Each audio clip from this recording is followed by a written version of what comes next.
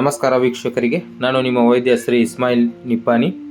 ಈ ಒಂದು ಕಾರ್ಯಕ್ರಮದಲ್ಲಿ ಈ ಸಸ್ಯದ ಬಗ್ಗೆ ಮಾಹಿತಿಯನ್ನು ನೀಡಲಿದ್ದಾರೆ ನಮ್ಮ ಪಾರಂಪರಿಕ ವೈದ್ಯರು.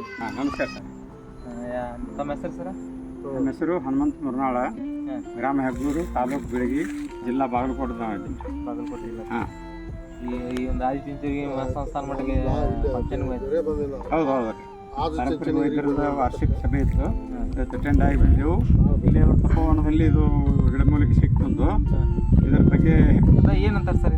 ಇದಕ್ಕೆ ನೆಲಬೇವು ಅಂತಾರೆ. ನೆಲಬೇವು ಅಂತ ಇರ್ತಾರೆ? ಹಾಂ, ನೆಲಬೇವು ಅಂತಾರೆ ಇದಕ್ಕೆ ಇನ್ನೊಂದು ಹೆಸರು ಏನಪ್ಪ ಅಂತಂದ್ರೆ ಕಾಲಮೇಘ ಅಂತಾರೆ. ಇದರ ಇನ್ನೊಂದು ಹೆಸರು. ಇದು ಗಿಡಮೂಲಿಕೆಗಳಲ್ಲಿ ಅತಿ ಶ್ರೇಷ್ಠವಾದಂಥ ಔಷಧ. ಇದು ಲಿವರ್ ಡ್ಯಾಮೇಜ್ಗೆ, ಕಾಮ್ನಿಗೆ, ಮತ್ತು ಜ್ವರಕ್ಕೆ, ಇವು ಕ್ಯಾನ್ಸರ್ಗೆ, ಇವೆಲ್ಲ ಕಾಯಿಲೆಗಳಿಗೆ ಯೂಸ್ ಆಗುತ್ತೆ. ಇದರ ತಪ್ಪನ್ನು ಹರಿದು ರಸ ಮಾಡಿ ಚಮಚೆ ಬೆಳಗ್ಗೆ ಸಾಯಂಕಾಲ.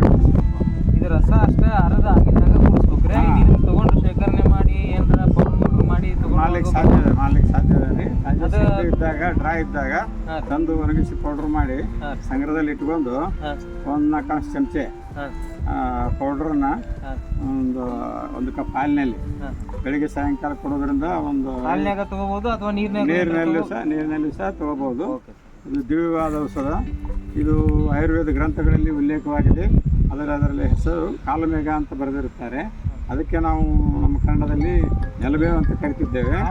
ಇದು ದಿವ್ಯವಾದ ಔಷಧ. ಇದನ್ನು ಸಂಗ್ರಹದಲ್ಲಿ ಇಟ್ಕೊಂಡು ಉಪಯೋಗ ಮಾಡಬಹುದು. ನಮಸ್ಕಾರ. ನಮಸ್ಕಾರ.